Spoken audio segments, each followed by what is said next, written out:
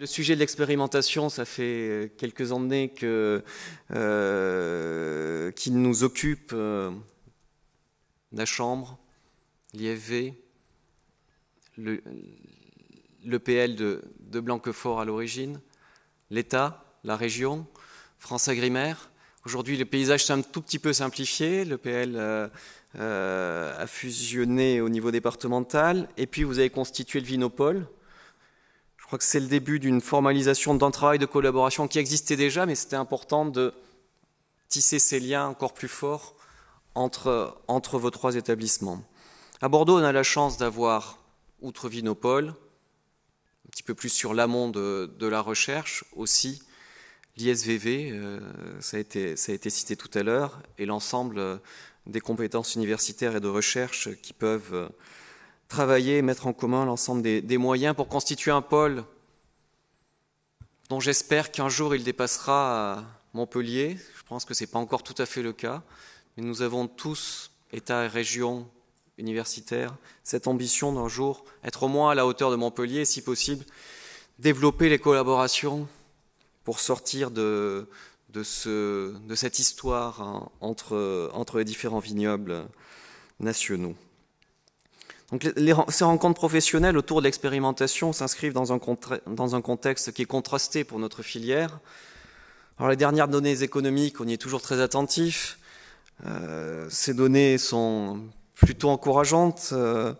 Le prix du tonneau vrac a progressé. Il n'atteint toujours pas les niveaux que l'on souhaiterait, mais on a une franche progression de l'export, en particulier la Chine, qui a particulièrement participé à cette croissance. Mais c'est encore loin d'être suffisant pour la filière et pour qu'on voit le bout du tunnel de cette situation économique que nous connaissons depuis maintenant plusieurs années. Alors le constat a été fait et partagé par les acteurs de la filière. L'image des vins de Bordeaux a été dégradée au fil du temps pour un certain nombre de consommateurs et un plan de mobilisation était nécessaire. Je crois qu'il est en cours. J'en parlerai peut-être avant ma conclusion. Mais ces rencontres viticoles, c'est un des aspects de ce plan de mobilisation. C'est la dynamique d'amélioration de la compétitivité de nos exploitations, de vos exploitations. C'est un point important pour la filière. Il y a un travail sur le produit, mais il y a un travail sur la compétitivité de nos outils de production. Ça passe par l'innovation, par l'expérimentation et par la diffusion de tout ce que recherche, expérimentation peuvent produire. Donc vous le savez, je pense que ça a été dit, ça s'est vu sur certains sujets comme la favescence tout à l'heure. L'État s'est engagé à vos côtés depuis longtemps, à plusieurs titres. D'abord parce que vous êtes des partenaires pour relayer des ambitions nationales, mais que nous partageons, je crois, largement avec le Conseil régional et avec vous, professionnels. Le plan Ecophyto 2018, donc je n'en redirai pas l'objectif. Moi, je trouve particulièrement positif que l'Aquitaine se soit mobilisée sur le sujet, notamment au terme du réseau, que l'on baptise souvent d'un acronyme DEFI, ce qui doit vouloir dire démonstration, expérimentation, production de référence sur les systèmes économes en produits phytosanitaires. Alors, notre région comptabilise aujourd'hui 12 réseaux. 4 en viticulture, portés par la Chambre d'agriculture de Gironde, bien entendu, pour 2 d'entre eux, par Euralis par ailleurs, et par Agrobio Périgord pour en particulier des exploitations en agriculture biologique ou en conversion. Au total, ça fait plus de 50 exploitations agricoles, viticoles, qui sont maintenant partie prenante dans un réseau de fermes de référence, qui doivent maintenant constituer un terrain privilégié d'utilisation de l'ensemble des solutions économes en pesticides que vous avez développées, que vous avez expérimentées. Et l'objectif est bien de pouvoir les diffuser aux professionnels. Et ce lien que vous pourrez continuer à tisser entre l'expérimentation, les pilotes, les fermes de référence qui pourront petit à petit démultiplier les choses, et puis le développement agricole qui est aussi votre métier, c'est un lien important et ça sera une large part de la réussite que nous attendons tous pour une large diffusion de ces bonnes pratiques expérimentées, en particulier au sein du Vinopol. Toujours au sein du plan Ecophyto, le bulletin de santé du végétal. C'est un outil qui aujourd'hui fonctionne. Son but, c'est bien d'apporter une information de base qui doit permettre à chaque viticulteur d'avoir une connaissance précise de la situation sanitaire, de son évolution prévisible, puis des moyens utilisables pour maintenir la qualité sanitaire. Alors l'outil fonctionne, il est récent, je crois qu'il est encore perfectible. On en discute régulièrement, en particulier avec la Chambre de Gironde qui anime cet outil. Progressivement, je crois qu'il faudra lier cette information sanitaire publique avec l'utilisation qui en est faite et pouvoir évaluer l'utilisation qui est faite de cet outil pour qu'on puisse réellement faire évoluer les pratiques. Alors, concernant la flavescence dorée, vous l'avez évoqué en début d'après-midi, pour notre part, nous avons souhaité, avec les différents groupements de défense contre les organismes nuisibles, renforcer le dispositif de lutte. Je crois que aujourd'hui, c'est un vrai enjeu pour notre vignoble. En 2012, sur les 150 000 hectares de vignobles d'Aquitaine, 90% seront dans le périmètre de lutte obligatoire. 90%, c'est majeur. Il y aura 63 nouvelles communes contaminées qui vont entrer dans le dispositif en 2012. Donc dans ce cadre-là, il nous fallait adapter notre dispositif de veille et de lutte, mais dans un objectif qui est de maîtriser l'usage des pesticides, je vais dire, au juste nécessaire. Ne pas prendre de risques pour notre filière, mais ne pas aller trop loin en termes de principe de précaution non plus.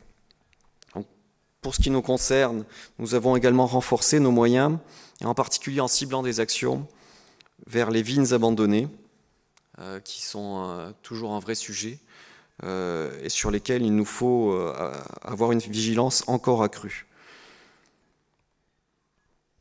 Et enfin, bien sûr, nous sommes aussi un partenaire financier.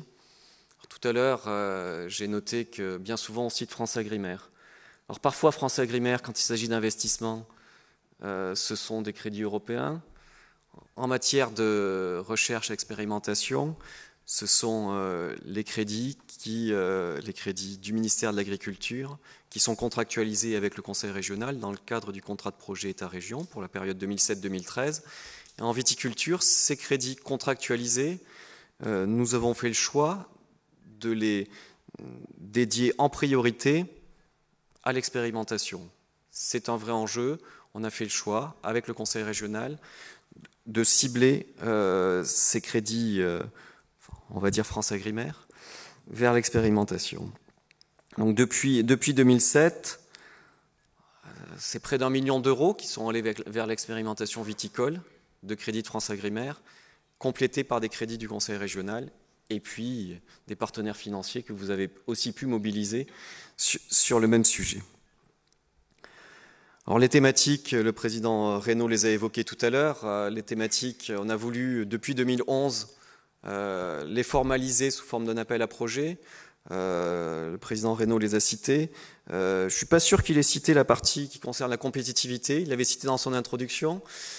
Effectivement, il faut pour notre viticulture s'adapter aux nouveaux enjeux, la réduction des intrants phytosanitaires, l'intégration de l'enjeu et de la priorité nationale qui est le développement de l'agriculture et donc de la viticulture bio, la biodiversité, le changement climatique, mais aussi, il ne faut pas oublier, et c'était bien le sujet de la fin d'après-midi à laquelle j'ai pu assister, la compétitivité des exploitations. La mise en œuvre, le développement de techniques innovantes qui vont permettre d'améliorer notre compétitivité, non pas face à des enjeux environnementaux, mais face aux enjeux techniques que la filière a toujours su intégrer dans son développement, mais sur laquelle il nous faut être encore plus innovants. Donc l'objectif de ces axes, c'est bien de renforcer l'efficacité et la cohérence des thèmes de recherche et d'expérimentation. C'est aussi fait au niveau national, puisque une organisation nationale se met en place petit à petit pour que l'ensemble de ces programmes régionaux d'expérimentation soient le plus cohérent possible, pour qu'on puisse bien valoriser ce qui se développe ailleurs, le connaître, l'adapter. C'est rarement adaptable directement. Les contextes, on le sait, les contextes des différents vignobles ne sont pas tous identiques, mais il est aussi important, ça existait déjà pour les fruits et légumes, ça n'existait pas pour la viticulture, il est aussi important qu'il y ait cette coordination nationale, au travers notamment du comité dédié à la recherche et expérimentation pour la filière viticole, rattaché au conseil spécialisé de FranceAgriMer. À titre d'illustration, le préfet de région était il y a quelques jours, et puis nous étions quelques-uns à l'accompagner, aux 80 ans du syndicat des pépiniéristes. Je crois que c'est un exemple de la collaboration qui peut exister entre, en l'occurrence, les pépinières, les instituts techniques, les services de l'État, les professionnels, pour effectivement que la sélection clonale puisse avancer, pour que l'on puisse, au sein d'une filière, progresser sans cesse. La sélection clonale, en l'occurrence, est également financée et accompagnée par les crédits du contrat de projet État-région.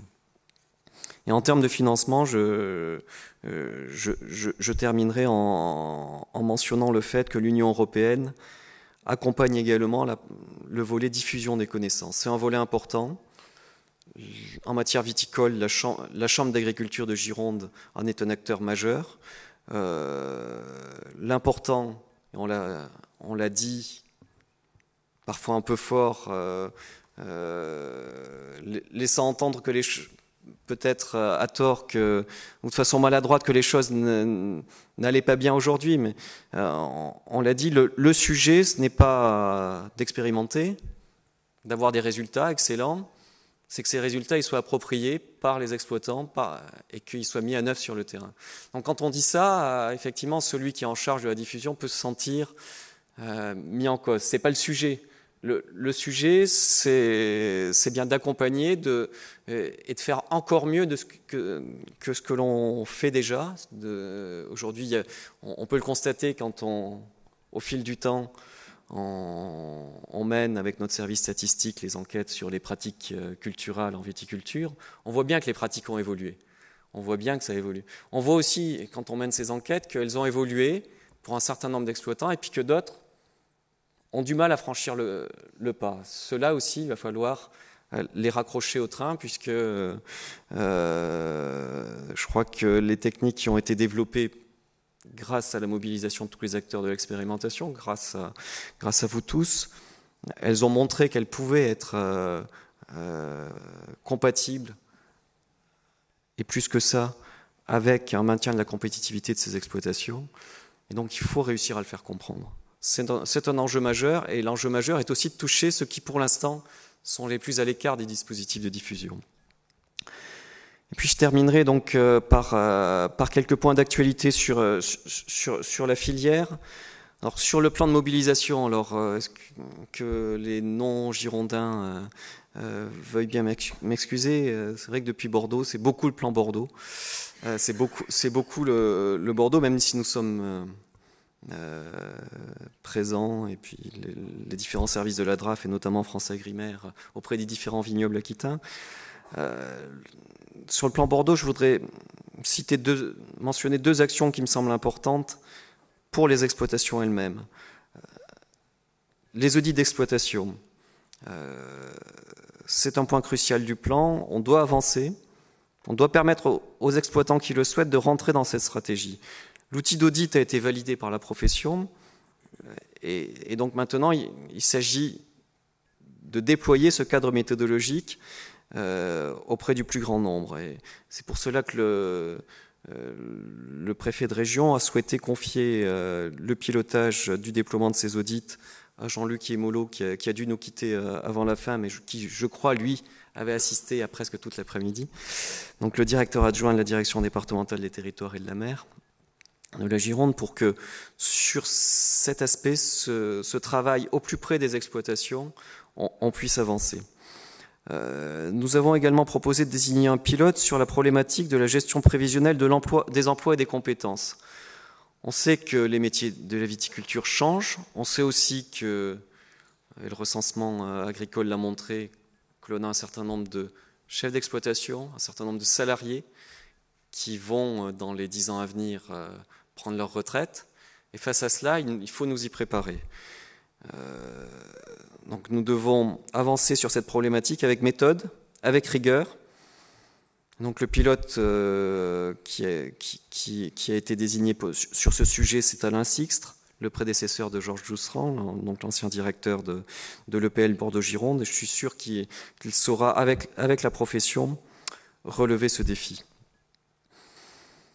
Puis enfin, vous dire que cette demi-journée, ça illustre le fait que le travail est très riche. Le travail réalisé par vos équipes est très riche. Il est aussi très ambitieux. On commence à aller très loin dans les techniques. La notion de terroir, le sol, le climat, le savoir-faire. Essayer de tout prévoir, ou presque. On l'a vu tout à l'heure, est-ce qu'à force on finira par n'avoir que des indicateurs purement mathématiques et on oubliera le savoir-faire local? Je crois que ce n'est pas l'objectif. J'ai le sentiment que parfois, avec un regard extérieur sur ce sujet, quand on va aussi loin dans la précision, on va continuer à fasciner ceux qui, depuis longtemps, envient le vignoble aquitain et le vignoble bordelais et se demandent pourquoi il produit un vin d'une telle qualité. Donc à vouloir toujours aller plus loin, je crois que c'est un petit peu le symbole de ce que notre viticulture a toujours fait. Donc vous le savez, pour l'ensemble de ces actions, vous pouvez compter sur l'engagement des services de l'État. La DRAF, les DDTM les DDT dans chacun des départements, et bien sûr le préfet de région qui est fortement mobilisé sur le devenir de cette filière. Je vous remercie pour votre attention. Et puis je souhaite que dans quelques mois ou dans un an peut-être, nous puissions nous retrouver pour les 3e rencontres viticoles d'Aquitaine. C'était quelque chose qui était sans doute attendu. L'année dernière en particulier, on avait pu constater à quel point c'était attendu par l'ensemble de ceux qui depuis longtemps travaillaient un peu plus dans l'ombre au service de cette filière. Bonne soirée à tous.